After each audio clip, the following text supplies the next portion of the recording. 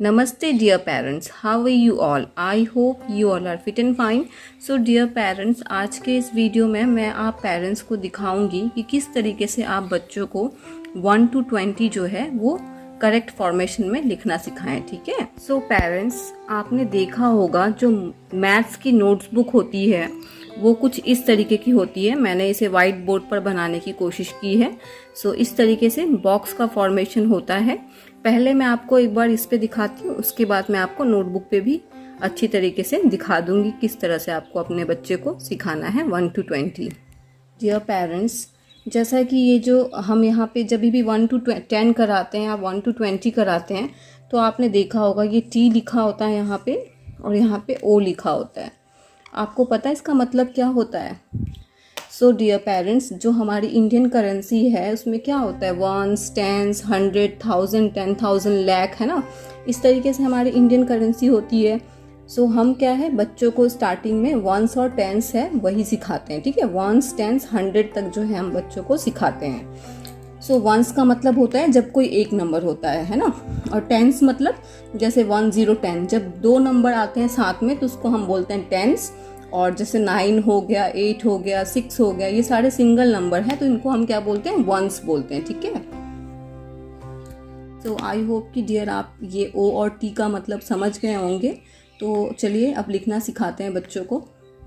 Dear parents, सबसे पहले तो हमें बच्चों को करेक्ट फॉर्मेशन सिखाना बहुत ज़रूरी है, बिकॉज बहुत सारे बच्चे जो हैं 1 to 20 लिखने में 1 to 10 का फॉर्मेशन अगर वो सही से सीख जाएंगे तो आगे की जो नंबर्स हैं उनके लिए ईजी हो जाता है। बट कई सारे बच्चे क्या हैं गलत फॉर्मेशन में 1 to 10 सीखते हैं। सो इस वीडियो से आपको ये हेल्प मिल सकेगा कि आप अपने बच्चों को सही फॉर्मेशन में लिखना सिखाएंगे। सो डियर पेरेंट्स, इसके पहले आपको बच्चे को जो है ये बॉक्स का जो कॉन्सेप्ट है उसे क्लियर करवाना पड़ेगा 1 to 10 लिखाने के या 1 to 20 लिखाने के पहले। आपको अपने बच्चे को बताना है, समझ लो कि ये हमारा एक रूम है जहाँ पे हम रहते हैं, हमारा ये होम है और होम में हमारा ये रूम है, ठीक है। तो आप अपने बच्चों को बोलो कि बेटा आप खड़े हो जाओ, है ना। तो आप अपने बच्चों को बोलो स्टैंड अप हो जाओ। तो अगर एक बच्चा स्टैंड अप हो रहा है तो आप उससे पूछिए कि बेटा आपका जो सर है क्या वो छत को टच कर रहा है? नहीं कर रहा है ना, लेकिन आपके जो पैर हैं वो ज़मीन को तो टच कर रहे हैं, है ना। सो इसी तरीके से जब हम मैथ्स का नंबर लिखते हैं ना तो इस कॉन्सेप्ट को ध्यान में रखते हैं। ये हमारा एक रूम है और हमें ऊपर का जो ये लाइन है ना इसे टच नहीं करना है। हमें क्या टच करना है, नीचे का लाइन टच करना है, ठीक है। पेरेंट्स, आप बच्चों को बोलिए कि ये जो ऊपर का लाइन है इसे टच नहीं करना है, उसके थोड़ा सा नीचे रखिए और यहाँ से एक स्टैंडिंग लाइन बना दीजिए। और नीचे के लाइन को टच करना जो है वो कंपलसरी है। बहुत सारे बच्चे क्या करते हैं, ऊपर का लाइन टच करते हैं, नीचे का टच नहीं करते। गलत है ये, आपको ऊपर की लाइन टच नहीं करनी है, ठीक है। So this is number 1। और ये 1 जो है वंस है, इसलिए मैं वंस वाले लाइन में लिख रही हूँ, ठीक है। अभी नेक्स्ट नंबर इज़ 2। अगेन देखिए, मैं छत को टच नहीं करूँगी, है ना। जब हम खड़े होते छत को थोड़ी ना टच करते हैं। तो आप थोड़ा सा नीचे रखिए और मेक अ कर्व। और यहाँ ब्लैक लाइन जो है इस पर आपको आना है और make a sleeping line. So this is number 2, ठीक है। चलिए अब नेक्स्ट नंबर बताती हूँ मैं। इसी तरीके से ऊपर का छत टच नहीं करना है। बच्चों को इस कॉन्सेप्ट को ज़रूर क्लियर करवाइए, ठीक है।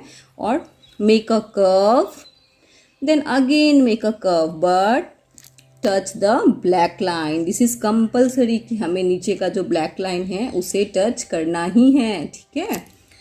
सो डियर पेरेंट्स, अब मैं आपको ना नोटबुक में एक बार अच्छी तरीके से लिख के दिखाती हूँ ताकि आपको जो है कॉन्सेप्ट और अच्छे से क्लियर हो जाए। डियर पेरेंट्स, जब आप बच्चों को लिखना सिखाते हैं ना तो हम क्या है एक एक डब्बा छोड़कर लिखना सिखाते हैं।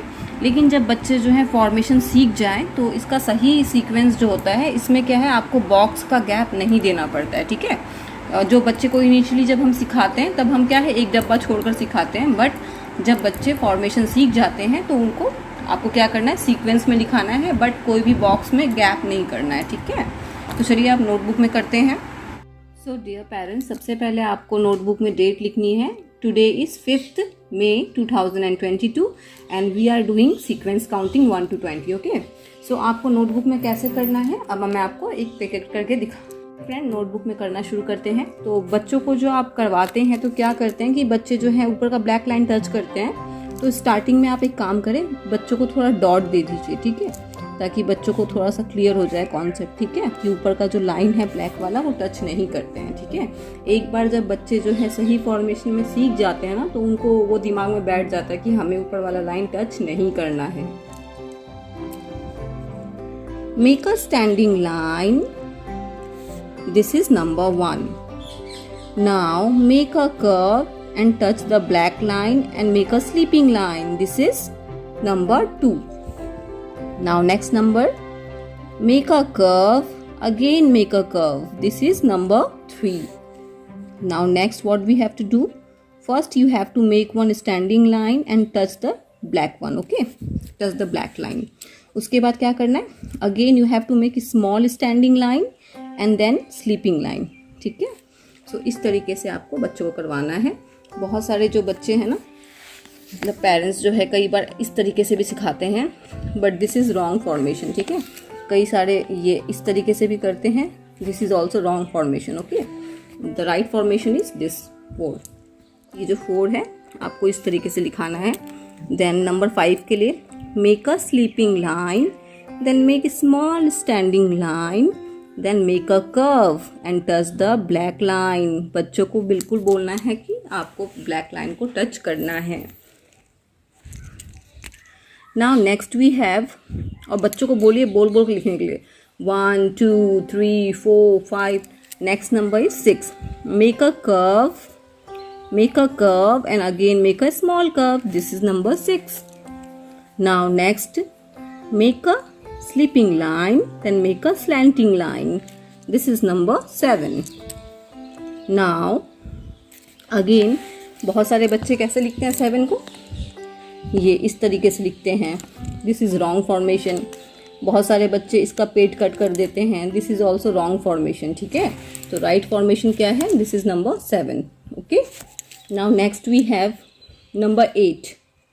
सो you have to make a curve, then again curve, then go up and you have to touch the black line, okay। अब देखिए कई सारे बच्चे कैसे करेंगे 8 को, मैं बताती हूँ आपको। वो क्या करेंगे, एक गोला ऊपर बनाएंगे और एक गोला नीचे बनाएंगे, बन गया number 8। But this is wrong formation. बच्चों को आप स्टार्टिंग से ही सही फॉर्मेशन में लिखना सिखाइए, ठीक है। ये देखिए this is the right formation, okay. तो चलिए एक बार फिर से पढ़ते हैं, 1 2 3 4 5 6 7 8. Next number is 9. Make a standing line, then make a curve. This is number 9, ठीक है। और ये जितने भी हमने जो नंबर्स लिखे ना, ये एक नंबर है, ओनली 1 नंबर है, इसलिए ये क्या है, वंस में आएंगे। लेकिन अब हमें क्या लिखना है, 10 लिखना है। तो हम 10 कैसे लिखेंगे, ये जो टी है ना, टी के नीचे हमको 1 लिखना है और यहाँ पे 0 लिखना है, ठीक है। ये हमने बनाया स्टैंडिंग लाइन और ये हमने बनाया circle.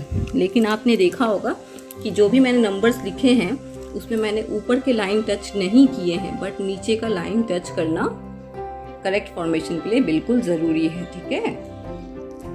Now next number is 11. सो 11 भी जो है वो 2 नंबर्स है ना, सिंगल नंबर नहीं है, डबल नंबर है।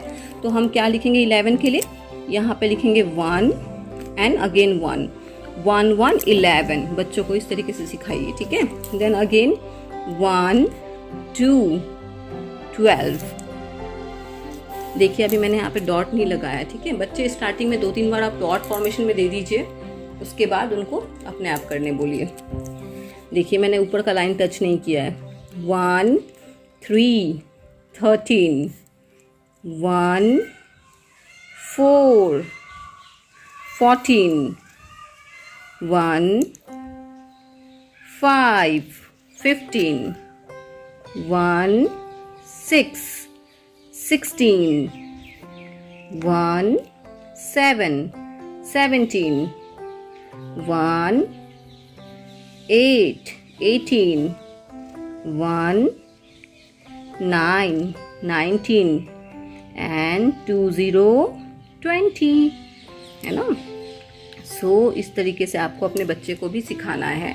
देखिए ये है सीक्वेंस काउंटिंग 1 to 20 का करेक्ट फॉर्मेशन, ठीक है। So dear parents, I hope कि आपको ये वीडियो अच्छी लगी हो और जो चीज़ें मैंने बताई हैं बच्चों को सही तरीके से आप लिखना सिखाइए, ठीक है। So thank you so much for watching this video. Bye and take care everyone.